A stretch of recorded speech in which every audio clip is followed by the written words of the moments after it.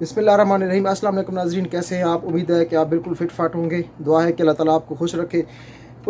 यहाँ पर मैं दो बातें करूँगा आपसे। जो लोग छुट्टी जाते हैं और वापस नहीं आते, उन पर कितनी पाबंदी होती है और जुर्माना कितना होता है, और जो लोग हज पर जाते हैं उन पर और पकड़े जाते हैं, उनके फिंगर हो जाते हैं, उन पर कितनी पाबंदी होती है। दो बातें आपसे शेयर करूँगा। सबसे पहले आते हैं हज की तरफ।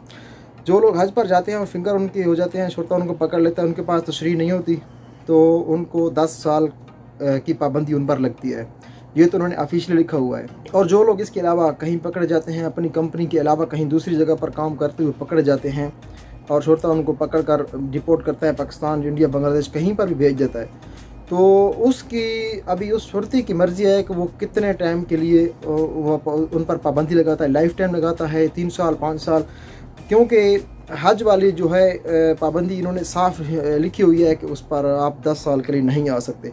हज के अलावा जो लोग पकड़े जाते हैं, एक जगह से दूसरी जगह काम करते हुए पकड़े गए, आप किसी एक्सीडेंट, आपने कोई गाड़ी एक्सीडेंट कर ली या कफील आप भाग गए, उसकी इन्होंने मेंशन नहीं, कोई भी इन्होंने ऑफिशियली तौर पर कोई भी इन्होंने वेबसाइट ऐसी नहीं लॉन्च कर रखी जिसमें बंदा जाकर अपना अकाउंट नंबर या कंपनी का नंबर या पासपोर्ट नंबर मार के चेक कर सके कि मैं आया, मुझ पर कितनी पाबंदी लगी है।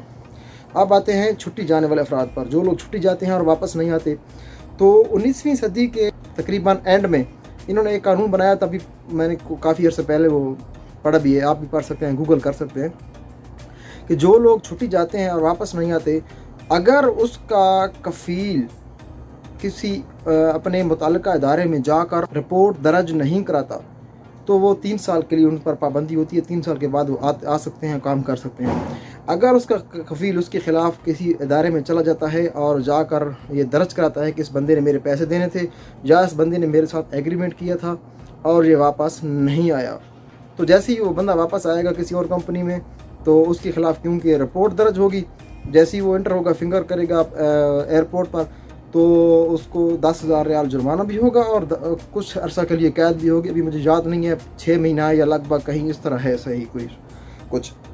तो ये अभी उसकी नसीब की बात है। जो बंदा छुट्टी गया है और वापस नहीं आया, उसकी नसीब की बात है। अगर नसीब उसका अच्छा चल गया, साथ दे दिया नसीब ने, तो वो तो एक अलग बात है। लेकिन होता ये बहुत कम है। तकरीबन ये आपके ख़िलाफ़ जाएँ और रिपोर्ट दर्ज कराएँ। पहली बात तो ये है कि बंदा जिस कंपनी में काम कर रहा होता है, तो कफ़ील से लेकर मुदीरों तक उसको पता होता है कि ये भागने वाले हैं या नहीं हैं, कहाँ मेरे ख़िलाफ़ ये रिपोर्ट दर्ज कराएंगे या नहीं कराएंगे, उनको पता होता है तकरीबन। तो पहली बात तो ये है कि आप कोशिश किया करें, पहले अपना बैकग्राउंड आप क्लियर किया करें, बाद में आप छुट्टी जाएँ और बल्कि खरूज चले जाएँ, तो आपके लिए बेहतर होगा। अगर आप चले जाते हैं इस तरह, छुट्टी जाकर वापस नहीं आते, तो फिर आपके लिए परेशानी होगी, ज़ाहिर बात है। जब आप इतना पैसा लगा कर आएंगे और यहाँ पर पकड़ जाएंगे।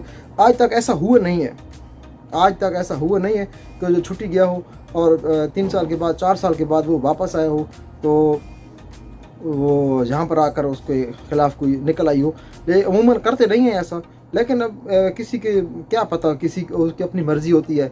अब दूसरे का बंदा तो अंदाज़ा नहीं लगा सकता कि वो बंदा मेरे ख़िलाफ़ क्या एक्शन लेने वाला है। तो वो क्या कहते हैं ना, दुश्मन को कमज़ोर मत समझना चाहिए। तो ये थी चंद बातें आपसे शेयर करनी थी। उम्मीद है आपको पसंद आई होगी। अपना ख्याल रखिएगा। चैनल कभी अल्लाह के बाद।